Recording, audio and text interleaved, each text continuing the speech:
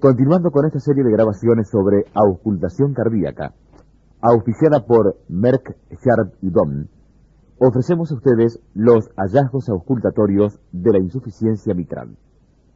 La característica más importante del soplo sistólico de la insuficiencia mitral es que su foco de intensidad máxima se encuentra a nivel de la punta.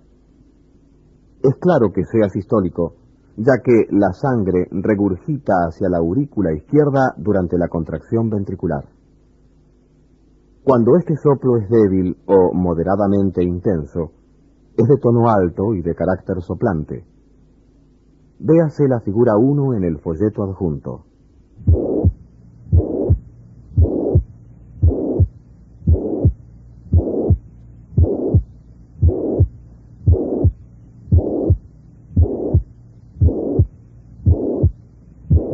Si su intensidad aumenta, el soplo tiende a volverse algo áspero. Esto ocurre esencialmente con todos los soplos.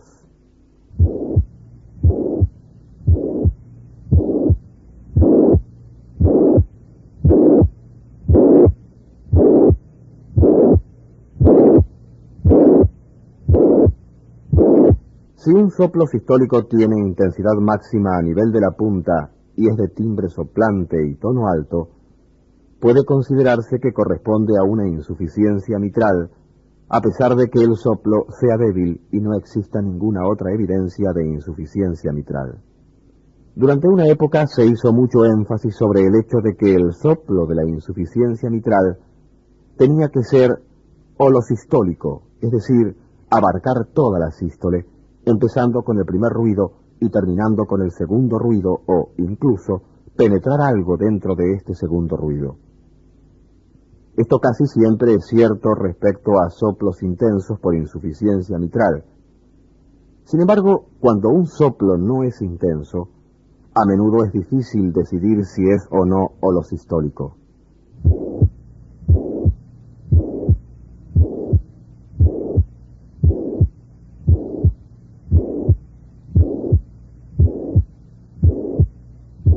El soplo de insuficiencia mitral no necesariamente es de intensidad uniforme a todo lo largo de la sístole.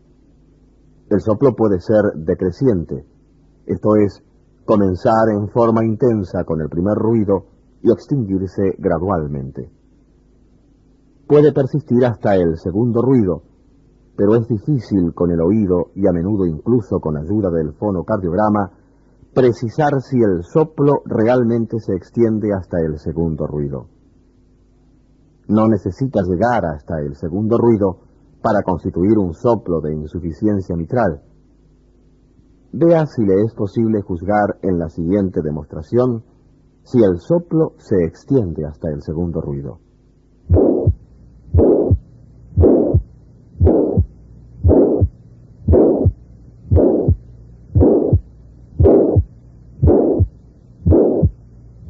La figura 2 demuestra que sí lo hace, pero tendrá usted que admitir que no fue difícil percibirlo así.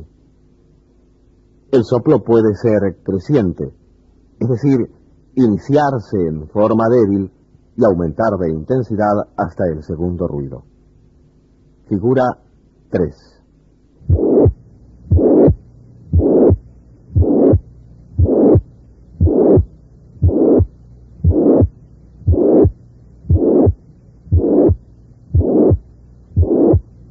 Se ha comprobado que un soplo telesistólico, a menudo de carácter creciente, es debido a insuficiencia mitral. Este apunta y es de tono alto, pero a veces puede ser algo áspero. Figura 4.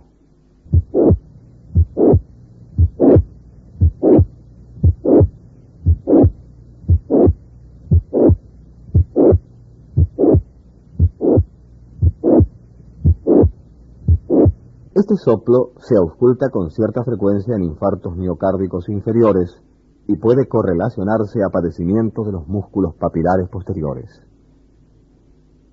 También puede ocurrir cuando están afectados los músculos papilares anteriores en casos de infarto de miocardio anterior.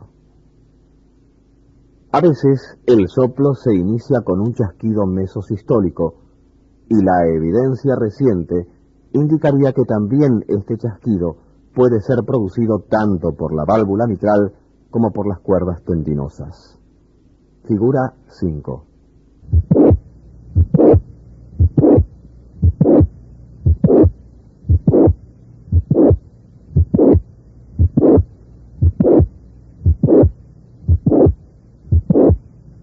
Algunos pacientes con chasquidos mesosistólicos y soplos telesistólicos han sido considerados a través de los años como portadores de un soplo inocente, pero actualmente existe cierta duda acerca de si cualquiera de estos soplos pudiera considerarse inocente, aunque algunos de ellos quizás lo sean.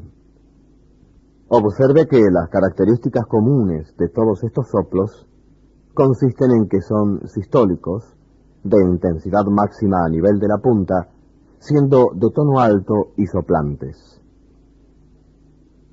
Cuando el soplo es intenso, tiende a volverse áspero. Un soplo holosistólico muy áspero, con intensidad máxima a nivel de la punta, debe hacernos sospechar una insuficiencia mitral debida a ruptura de las cuerdas tendinosas.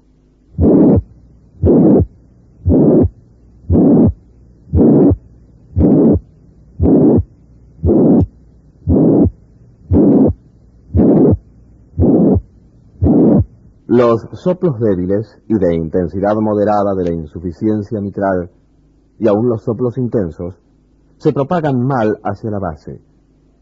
Si el corazón está agrandado, se propagan bien hacia la axila. Cuando el corazón no está agrandado, la propagación hacia la axila puede ser mala, a menos que el soplo sea muy intenso. Si la insuficiencia mitral es relativamente grave, suele haber un tercer ruido cardíaco. Figura 6.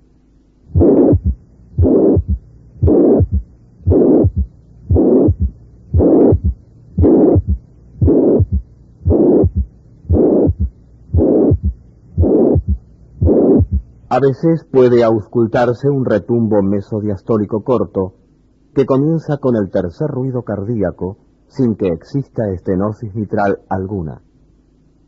Figura 7.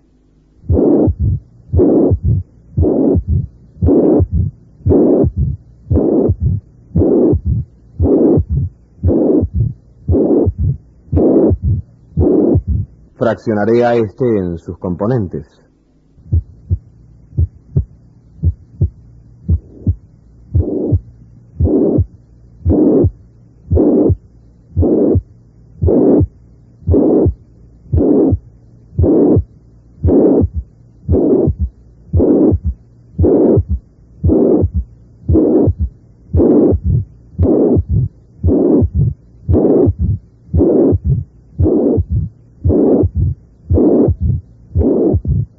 La estenosis mitral y la insuficiencia mitral pueden combinarse de varias maneras.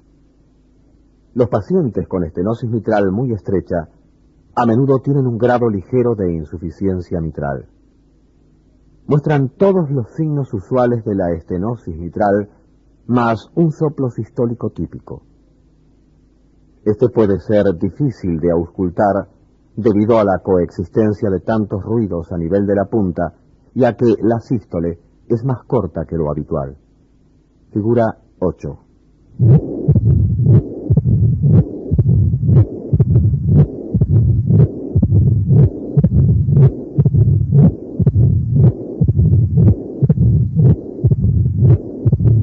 Si existe una válvula mitral anular inmóvil que no se abre ni se cierra con un orificio de 1,5 a 2 centímetros cuadrados, ambos soplos, sistólico y diastólico, pueden ser intensos. Usualmente el primer ruido no está acentuado. Hay pocas probabilidades de que exista un chasquido de apertura o un tercer ruido cardíaco. Figura 9.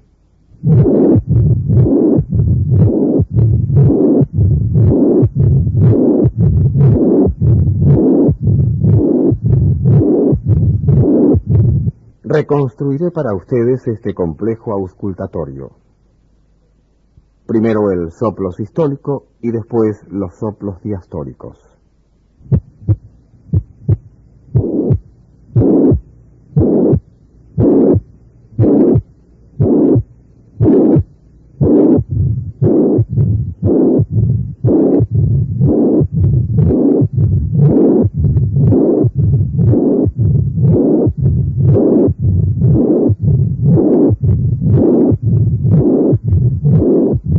El soplo de insuficiencia tricuspidia es, en la mayoría de sus aspectos, semejante al de la insuficiencia mitral. Habitualmente es de tono alto y soplante, a menos que sea muy intenso, y es holosistólico cualquiera que sea su intensidad. Se distingue del soplo de insuficiencia mitral por su localización y su respuesta a la respiración.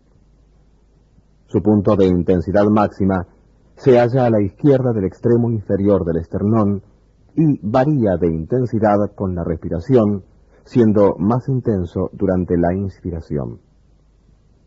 Observe esta modificación en el siguiente ejemplo.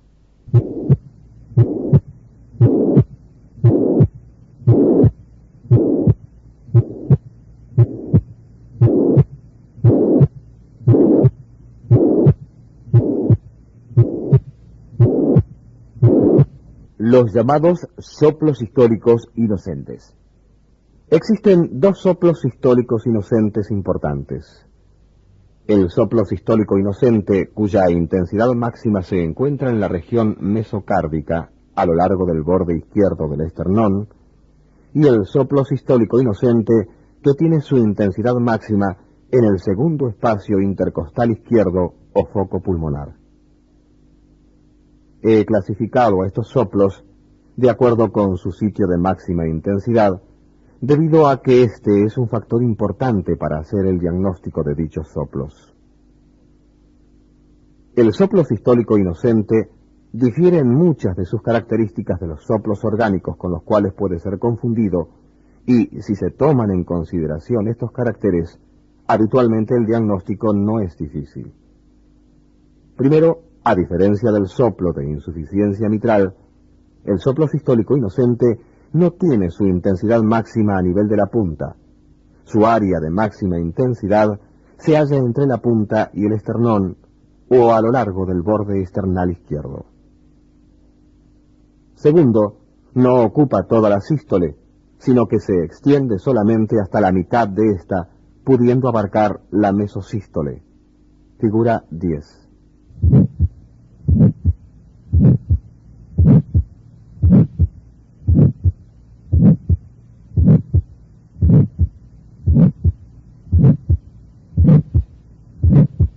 Tercero, es un soplo de tono mediano, no un soplo agudo como el de la insuficiencia mitral. Debe notarse que para poder valorar el timbre y tono de este soplo, es necesario auscultar con el receptor de campana. Si se emplea el de diafragma, este puede hacer que el soplo se oiga de tonalidad más alta que la que realmente posea, de manera que pudiera parecerse al soplo de la insuficiencia mitral. Esto ya lo he demostrado antes, pero nuevamente volveré a mostrar lo que sucede con el timbre de un ruido áspero cuando se eliminan sus frecuencias más bajas.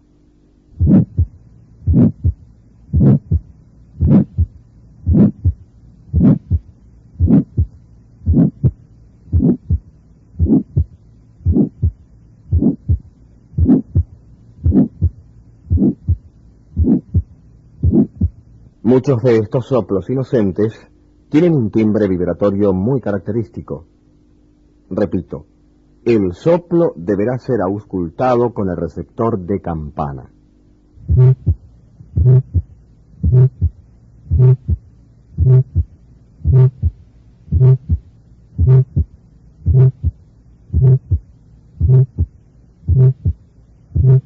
Finalmente, el soplo sistólico inocente, cuya intensidad máxima se encuentra en el área mesocárdica y el borde izquierdo del esternón, se propaga ampliamente tomando en cuenta su baja intensidad. Habitualmente se oye a nivel de la punta, segundo espacio intercostal derecho y en el cuello. Casi siempre es audible en el segundo espacio intercostal izquierdo. La intensidad del soplo a nivel del cuello es sorprendente. Figura 11.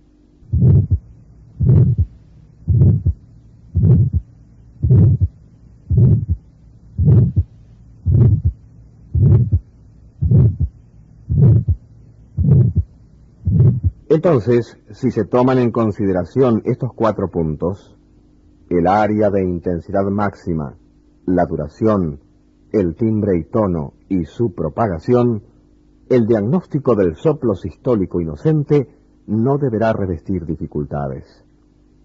El soplo sistólico inocente que tiene intensidad máxima en el segundo espacio intercostal izquierdo es un soplo de flujo pulmonar que se ausculta en muchos niños normales. Es de tono mediano y áspero y se parece a los soplos de la comunicación interauricular y de la estenosis pulmonar muy leve. Al igual que estos, generalmente es proto y mesosistólico y termina antes del segundo ruido. Se le distingue de los soplos asociados a padecimientos orgánicos por la presencia de un desdoblamiento normal del segundo ruido cardíaco. Figura 12.